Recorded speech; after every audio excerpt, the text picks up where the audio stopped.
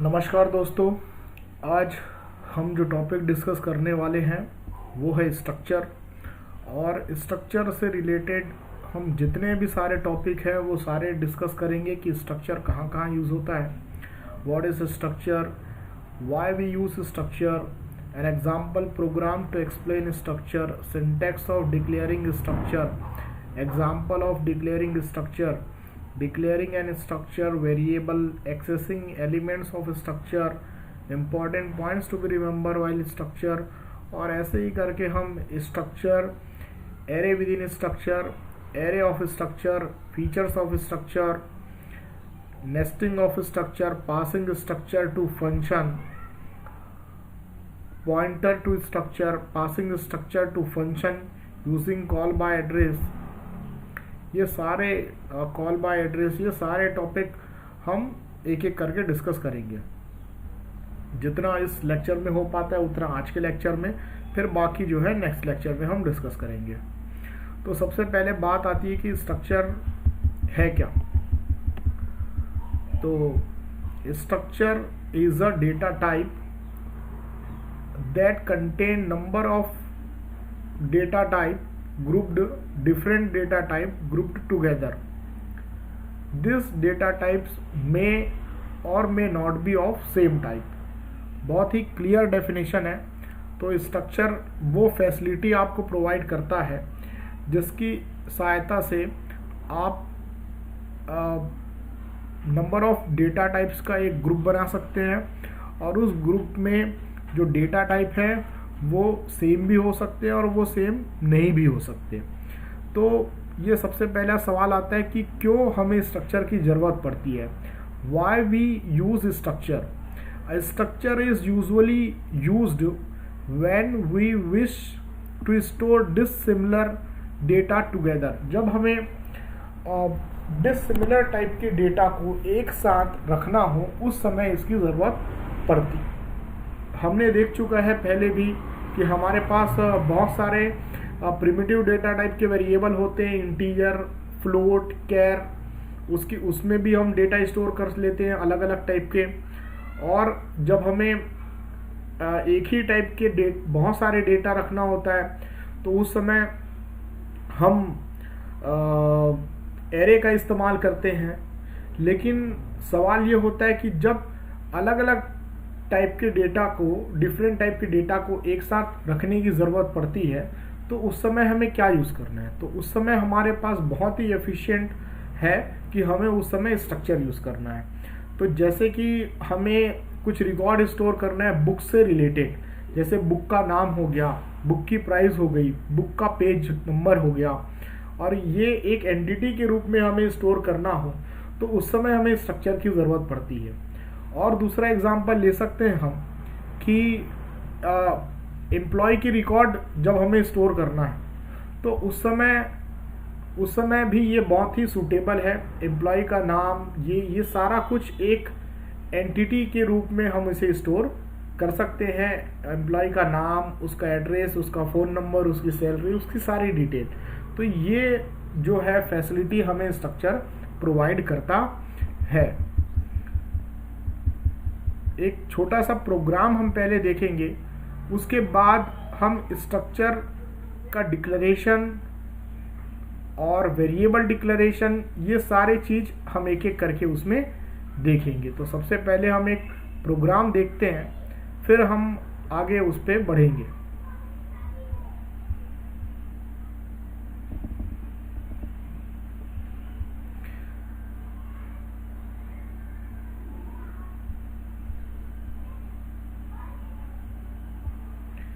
ये एक छोटा सा प्रोग्राम आपके स्क्रीन के सामने है। हमने ये मेन फंक्शन के अंदर ही स्ट्रक्चर डिक्लेयर किया है। आप चाहें तो इस स्ट्रक्चर को बाहर भी डिक्लेयर कर सकते हैं। और हमने ये स्ट्रक्चर का नाम दिया है बुक। तो ये जो पोर्शन दिख रहा है आप इसे स्ट्रक्चर डिक्लेरेशन के तौर पर ले सकते हैं। स्ट्रक्चर को कैसे डिक्लेयर किया जाता है, तो यहाँ पे सबसे पहले स्ट्रक्ट कीवर्ड का यूज़ करना पड़ता है। फिर हम स्ट्रक्चर का टैग नेम देते हैं जो स्ट्रक्चर का नाम होता है। तो हमने यहाँ पे नाम दिया है वो है बुक। और उसके बाद हमने ये करली ब्रैकेट ओपन किया और यहाँ पे हम स्ट्रक्चर के मेंबर्स को डिफाइन कर रहे हैं। तो सबसे पहला जो मेंबर हमने लिया है कैर, नेम से लिया है, और दूसरा है फ्लोट, प्राइस लिया है, और इंट हमने लिया है पेज नंबर। और यहाँ पे स्ट्रक्चर की ये बॉडी क्लोज होती है और यहाँ पे ये सेमीकोलन लगा हुआ है। स्ट्रक्चर का डेफिनेशन सेमीकोलन से क्लोज होता है। अब यहाँ पे हमने, तो यहाँ आपको समझ में आ गया होगा कि हमें स्ट्रक्चर कैसे डिक्लेयर करना है या कैसे डिफाइन करना है। स्ट्रक्चर कीवर्ड, स्ट्रक्चर का नाम, उसके बाद करली ब्रैकेट ओपन, करली ब्रैकेट क्लोज, और उसके बीच में हमें एक एक वेरिएबल डिफाइन करने हैं जो जो उसके मेंबर्स हैं, और सेमीकोलन के द्वारा हमें सेपरेट करते जाना है। उसके बाद नेक्स्ट आता है कि इसका वेरिएबल हमें कैसे डिक्लेयर करना है। तो यहाँ पे आप देख सकते हैं हमने यूज़ किया है स्ट्रक्ट कीवर्ड, फिर स्ट्रक्चर का टैग नेम दिया है हमने बुक, और फिर यहाँ पे वेरिएबल के नाम B1, B2, B3। तो यहाँ पे हमने 3 वेरिएबल जो है स्ट्रक्चर जो कि बुक टाइप का है वो हमने डिक्लेयर किया है। अब आप आगे देख सकते हैं print of enter name, price and number of pages of 3 books. तो 3 बुक का जो है हम यहाँ पे उसका नाम, उसकी प्राइस और उसमें कितने नंबर ऑफ पेजेस हैं वो हम यहाँ पर ले रहे हैं, और इसके लिए हम यूज़ कर रहे हैं स्कैन ऑफ कीवर्ड का। अब यहाँ पर एक बहुत अच्छी चीज़ आपको यहाँ पे पता चलेगी कि हमें तो स्ट्रक्चर तो डिक्लेयर कर लिया, स्ट्रक्चर के वेरिएबल भी हमने डिक्लेयर कर लिए। अब स्ट्रक्चर के अंदर के डेटा मेंबर को हम कैसे एक्सेस करते हैं? तो यहाँ पे उसका सिंपल सा आंसर है कि स्ट्रक्चर के डेटा मेंबर को एक्सेस करने के लिए हमें डॉट ऑपरेटर की आवश्यकता होती है। यहाँ पर आप देख सकते हैं, यहाँ लिखा हुआ है address of B1 dot name. तो यहाँ पे B1 डॉट नेम, तो नेम उसका मेंबर है, तो इंडिविजुअल मेंबर को एक्सेस करने के लिए हमें डॉट ऑपरेटर की आवश्यकता होती है। पहले उस वेरिएबल का नाम और उसके बाद जो है डॉट के बाद उसके डेटा मेंबर का नाम हमें रखना होता है। तो स्कैन ऑफ में जैसा कि हमें एड्रेस देना होता है, हमने एड्रेस दे दिया B1 डॉट नेम, फिर क्वामा करके address of B1 dot price, फिर क्वामा करके address of B1 dot page. फिर हमने स्कैन ऑफ दूसरा लिया और यहाँ पे हमने B2 के लिए किया है B2 डॉट नेम, फिर B2 dot price, B2 dot page. तो ऐसे करके हमने तीनों के लिए स्कैन ऑफ के थ्रू स्कैन कर लिया। इसके बाद हम देख रहे हैं कि अब जो हमने लिया है उसे हम प्रिंट करके देखते हैं। तो यहाँ पे एक प्रिंट ऑफ दिया है and this is what you entered, और यहाँ पे फिर हमने प्रिंट ऑफ की सहायता से ये प्रिंट कर लिया। हमने नेम जो है एक सिंगल कैरेक्टर का लिया हुआ है, वो है %C में लिया हुआ है हमने, और यहाँ पे %F के थ्रू ये प्राइस शो होगा। तो सिंपल है, जैसा हम दूसरे वेरिएबल की वैल्यू को प्रिंट कराते हैं वैसे ही स्ट्रक्चर की वैल्यू को प्रिंट करा रहे हैं। बस यहाँ पे उसके लिए हमने क्या लिया हुआ है, हमने यहाँ पे डॉट ऑपरेटर का इस्तेमाल किया हुआ है। तो ये जो प्रोग्राम जब आप एग्जीक्यूट करेंगे तो ये जैसे आप वैल्यू डालेंगे उसके रिस्पेक्ट्स में यहाँ पे वैल्यू प्रिंट हो जाएगा। एंटर नेम प्राइस, ये अगर ये एंटर करते हैं आप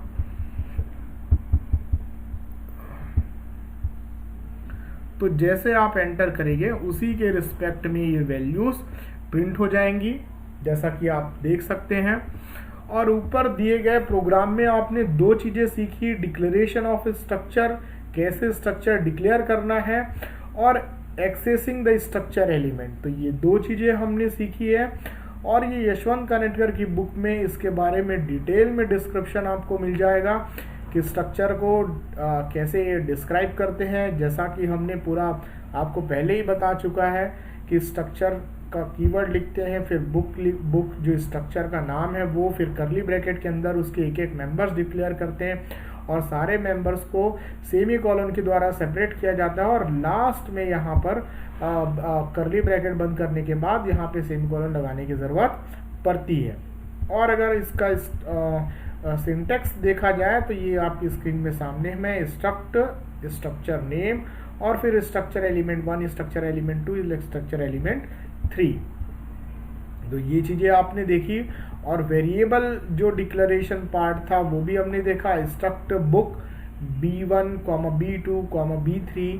तो ये 3 वेरिएबल हमने डिक्लेयर किए थे, वो आप देख सकते हैं। और पहले ही प्रोग्राम में हमने बहुत अच्छे तरीके से उसे देख लिया है कि वेरिएबल कैसे डिक्लेयर होता है। और वेरिएबल डिक्लेरेशन का एक और तरीका है जहाँ पे हम स्ट्रक्चर डिफाइन कर रहे हैं, उसी के बाद जो करली ब्रैकेट होता है जहाँ पे स्ट्रक्चर की बॉडी क्लोज होती है, उसी के बाद हम वेरिएबल डिक्लेयर कर सकते हैं B1, B2, B3। तो ये दो जो डिक्लेरेशन आपको दिख रहे हैं ये दोनों सेम है। चाहे तो हम स्ट्रक्चर के 3 वेरिएबल इस तरह से डिक्लेयर कर सकते हैं, और हम चाहें तो ये जो ऊपर 3 वेरिएबल हम डिक्लेयर किए हैं हम उसे इस तरीके से भी कर सकते हैं।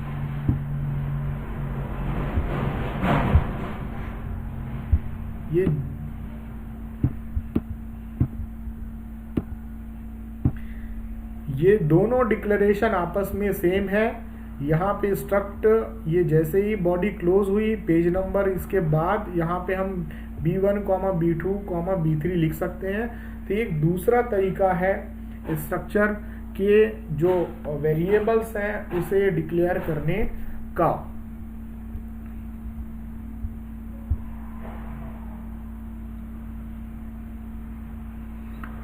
अब एक और बारी आती है कि स्ट्रक्चर के वेरिएबल को कैसे इनिशियलाइज किया जाए, और कई बार अलग से एक टॉपिक होता है आपके सिलेबस में। अगर आप सिलेबस में देखें तो एक टॉपिक होता है कि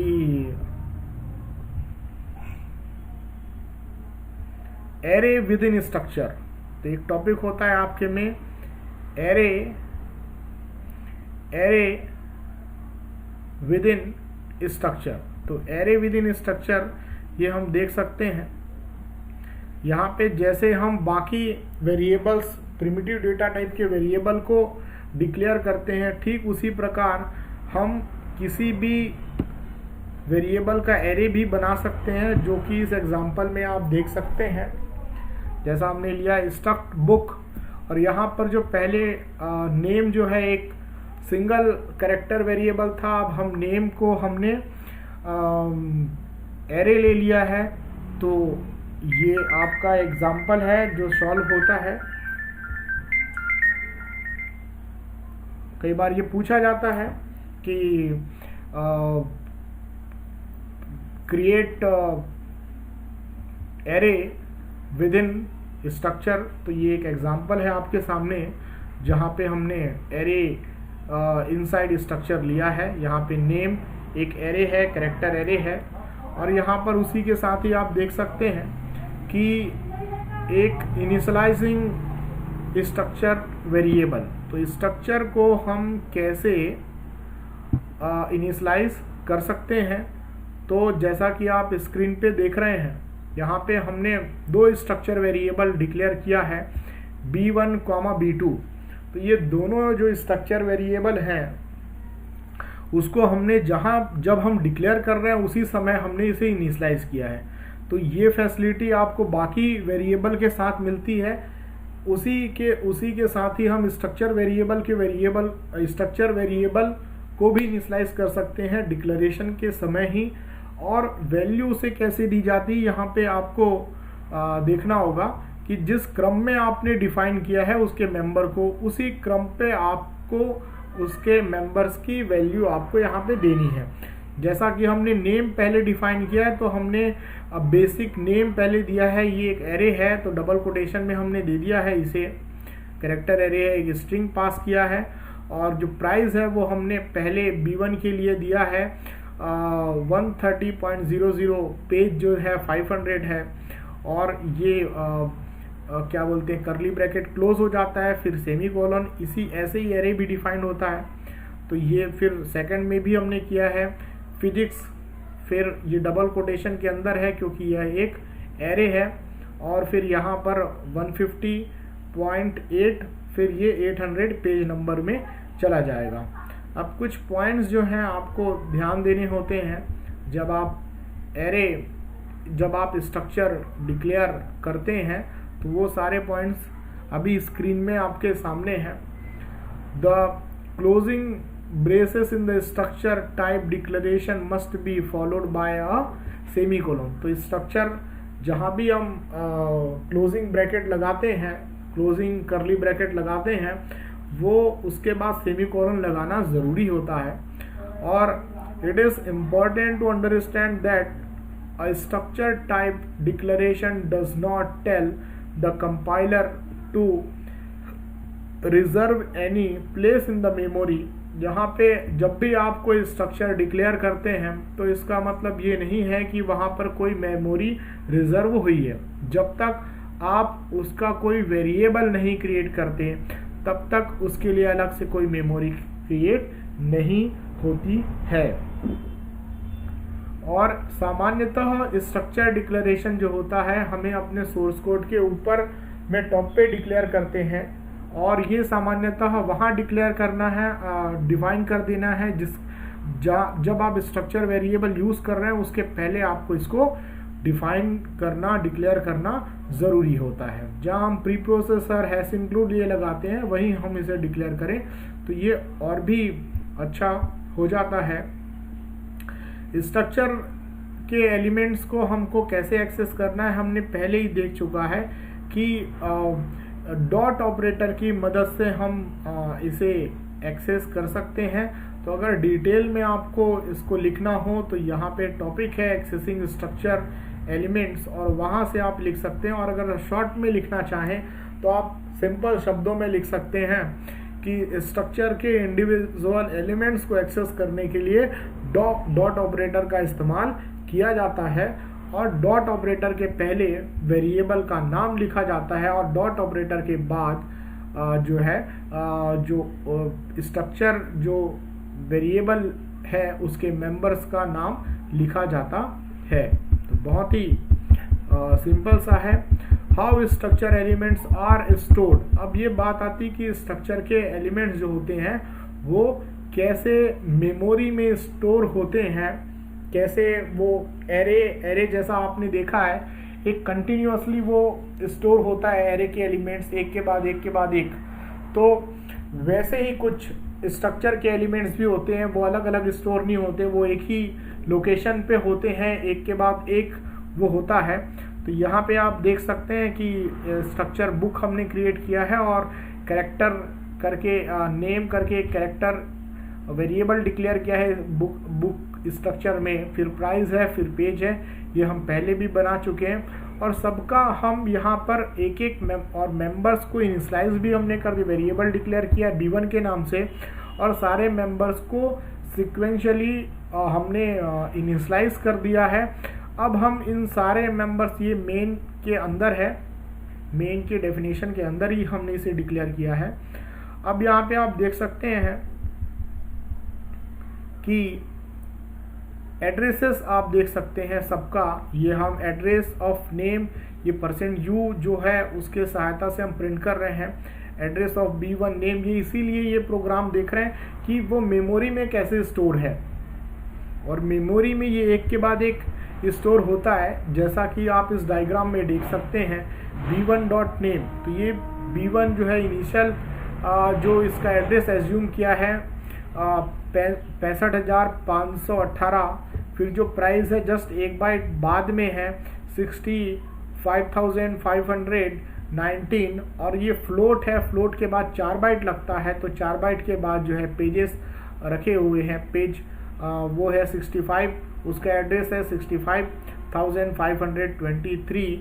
तो ये आप देख सकते हैं ये जो प्रोग्राम हमने बनाया था उसको अगर आउटपुट हम प्रिंट करते हैं तो ये कुछ इस तरह से आएगा।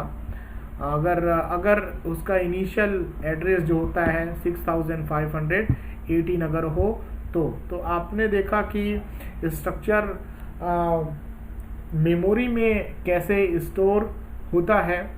तो ये आज के लेक्चर के लिए काफ़ी है, और इसके लिए और मैं आपको फिर से बताना चाहूँगा कि जब हमें रिकॉर्ड टाइप की चीज़ें स्टोर करनी होती है, किसी एंटिटी का इंफॉर्मेशन स्टोर करना होता है, तो हमें स्ट्रक्चर की ज़रूरत पड़ती है। जैसे कि बुक की डिटेल हो गई, एम्प्लॉय के रिकॉर्ड्स हो गए, और इस तरह के जो भी एंटिटी हैं उनका इंफॉर्मेशन एक साथ स्टोर करना हो तो हमें स्ट्रक्चर की ज़रूरत पड़ती है। हम अलग अलग वेरिएबल के थ्रू भी कर सकते हैं, पर वो एक बिल्कुल पॉसिबल है, पर वो एक एफिशिएंट वे नहीं है, इसीलिए हम स्ट्रक्चर का उपयोग करते हैं।